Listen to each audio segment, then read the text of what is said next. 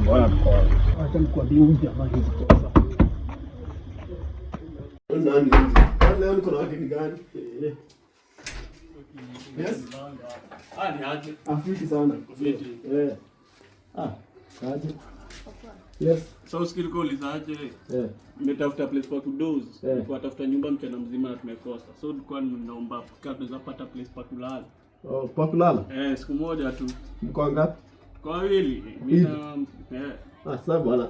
Lakini napenda kusaidia watu bwana. So acha tu nikusaidie kwa leo.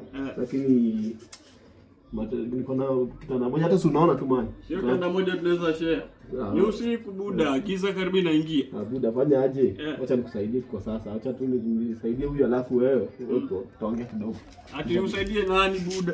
Acha kwanza nimsaidie kidogo. Sina kusaidia bro. Unanisaidia ama unajisaidia? Angalia juu.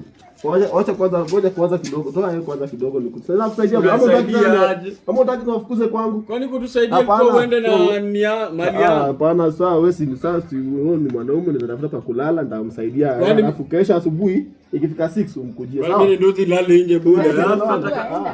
Ai beba, kwa sababu nimuka bana. Ai wewe mwanangu hizi lala. Hizi lala yuko ndani na wewe peke yako na mimi niko hapa. Bro, si hivyo. Si umekuja kuniomba msaada. Ai msaada ilikuwa yake peke yake. Kwani wewe adabu? Hadi mwenye nyumba unataka kujivunia mtu wako bana. Kuna tukaa wewe kuja tuende. Unazungua.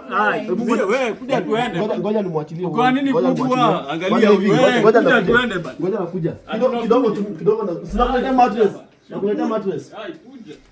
Tunacheza na mimi hapo. Kwa wapi?